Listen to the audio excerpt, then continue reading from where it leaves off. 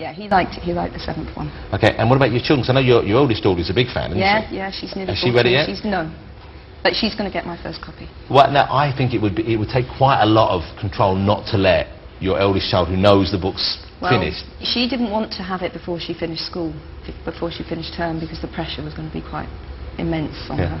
How difficult is it to keep things like this secure and to keep them quiet? Because, you know, if it was out early, if it snuck out in some way, it would be on the net, wouldn't it? Yeah, it would, yeah. The last 3 books have been stolen from the printers. Really? So when the manuscript's handed in? Yeah, yeah. And how do they get that back? What happens then? I mean, were they published illegally? They weren't. They managed No, all 3 of them appeared at the printing stage. And they will be covered? Yeah. It's all a great story, and I only know half of the details. Did a house elf? No, it was a bent security guard. Bent security guard.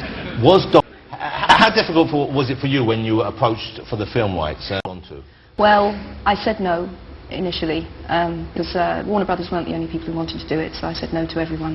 And then Warner's came back and said, well, they thought it was a money issue, so they said, would you like a little bit more money? And I said no, and my problem was I didn't want to give them control over the rest of the story. So I said if they were prepared to guarantee that any sequels they made would be my sequels, then we could talk. So was that a possibility? They wanted to buy the rights to the characters and not necessarily... Well, exactly, so you could have Harry Does Las Vegas, or Harry...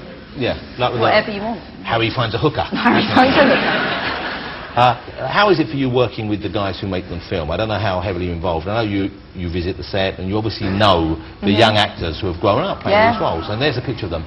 How adorable they look there, and that's so, it's almost heartbreaking, isn't it? Because is it strange for you, because in a way those people are part of your life as well, in the way that the books are. It's a weird relationship, actually. It's a little bit parental, and yet they're playing something that came out of your head, so there's this place where you meet, where you're both inhabiting the same character, so it's strangely intense from my point of view. And are you, obviously those 3 leads I think have proven themselves to be more than up to the task, but are you overall, have you been pleased with the way the films have been cast and made? I really have, yeah. To keep it all British, I think has been an achievement, because that's not the way it would necessarily have gone.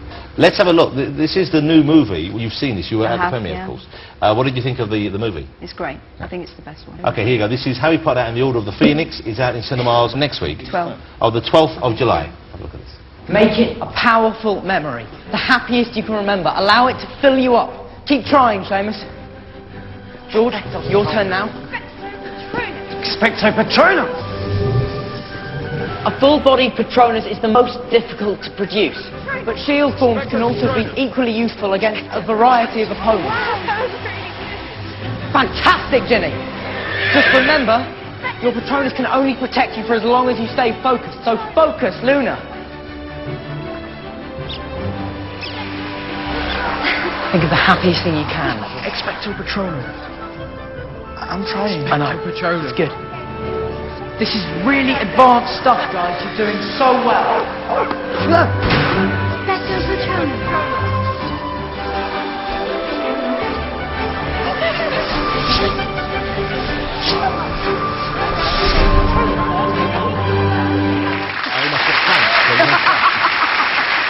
Don't they look great? I love those things. Let me ask you about something which I think you have said is the case, but I don't know, is that, and this might have been something you planned and changed your mind, that when you think about the end of the book and when you had this epilogue ready, that the last word in the book was Scar. And was that so, and is that indeed the case still? It was so for ages, and it's now not. So it does name a Scar? No. Scar's quite near the end, but it's not the last word. Could I ask you what the last word is? No. Oh, Joe. I can't. No. You're such a literary tease. You're a lit tease. That's what you're. How did it feel when you signed off on the book? It felt. I can't think of anyone who could know how that felt, because there aren't that many people who've written some book series that's taken them 17 years, and actually finishing it was the most remarkable feeling I've ever had, and I couldn't have told you which was uppermost, euphoria or feeling devastated. Did you cry when you finished? I didn't cry when I finished, but there's a chapter towards the end that I absolutely howled. It was unbelievable. When I finished writing it, it's been planned for so long, And finishing writing that was, I was in a hotel room on my own, and I grabbed this, you know, they have those pitiful half bottles of champagne. Well, I was sobbing my heart out, and I ripped open the minibar and downed that in one, and then just sat there, just a mess, yeah, and then went home covered in mascara, and that was really tough. And what excuse did you give for your appearance and look? You come back from visiting a local motel, drunk and in tears, and say, yeah, I wrote a particularly heavy chapter. Well, no one's going to believe that joke. Exactly. What a trusting husband you have. Would you, or do you intend to ever write any more Harry Potter? I think that Harry's story comes to quite a clear end in book 7.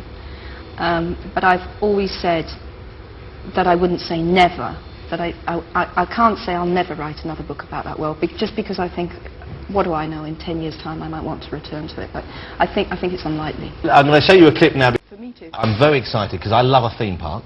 Yeah. And Harry Potter is being turned, it's going to have its own kind of little world as part of the Universal theme park. That's right, yeah. Is this going to be the ones in Florida or Los Angeles? Florida. Florida. I would have thought so. They have more space there. Yeah. What's the plan? It's going to be a whole little. It's going to be a whole kind of Hogwarts area, or a whole. It's going to be Hogsmeade and Hogwarts. Wow. So you can go. And will you be able to go on the Express at any stage? It'll be there. You can do all sorts of stuff. It's going to be brilliant. I can't wait. When will the theme park be open? I think it's 2010 or something. But you know what? Even that sounds like an improbable time. Time flies, and next thing you know, you're standing in a queue for 7 hours. I can take my kids. Yeah. You'll be able to get straight to the fun, of course. I hope so. I should think so. Hey, congratulations on just a Thank you. wonderful series of books. Thank you again for the comic relief contribution, and I can't wait for the new movie, but more importantly, the book, which is out. Is it July the 21st? 21st, yeah. July the 21st. Ladies and gentlemen, Jo Rowling.